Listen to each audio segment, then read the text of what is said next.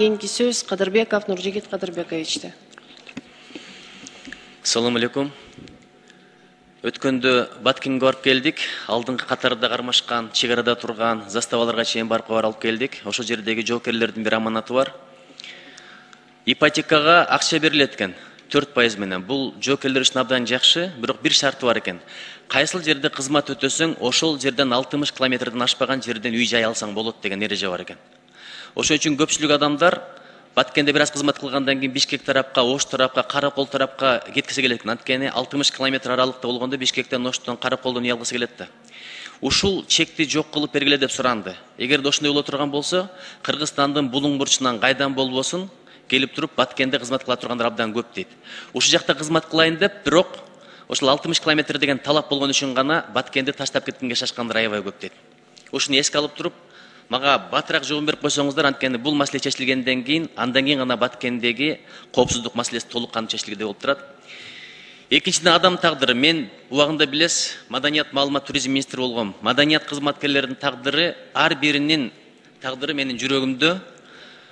Кыргызстандын белгилүү актёру бар, театр артисти бар, эмгек сиреген артист. Азыр көптөн бери камакта отурат. Чыңгыз Мамаев деген.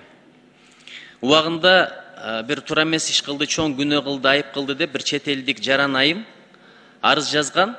Бирок ошол арызы сотко жеткен чекте өзү Кыргызстандан чыгып кетиптир. Бирок 8 айдан бери бул жигит түрмөдө отурат. Үй бүлөсү абдан кыйналыптыр, мага адвокаты кайрылыптыр, үй бүлөсү кайрылыптыр, азыр арендеби сурап атат, кабыл алып коебузбу деп.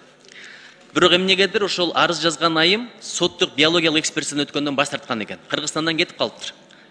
Ошого жок дегенде үй камагына чыгарып берсеңиздер, таза, ак, ал мойнуна алган жок. Ошон үчүн үй камагында чыгарып туруп андан кийин ишти буласаңыздар дейт.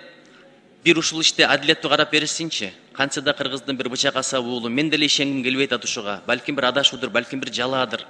Ушул маселени бир көзөмөлүңүзгө алып туруп, Ички иштер министрлиги менен тактап койсоңуз. Анан дагы бир маселе, бизде жол курулат, анан бат эле оюлуп калат, бат эле бузулат.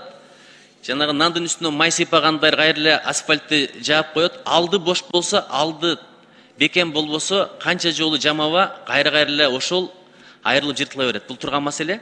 Мага жакында бир россиялык инвесторлордон келди, алар айтат: "Биз жаңы технология менен жол куруп берели."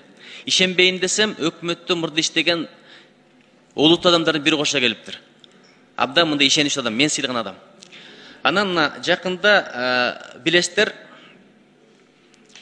Кувейт фонду 28 миллион доллардан ашык каражат бөлүп берди. Балыкчы Каракол жолун куруш боюнча. Ошонун бир жерин ушуларга берип көрбөйсүздөрбү? Жаңы технология менен алдын бекемдеп, көпкө чейин бузулбай тургандай кылып көрүп беребиз дейт. Бир аракет кылып экспертиза кылып көрөлү. Чоң рахмат.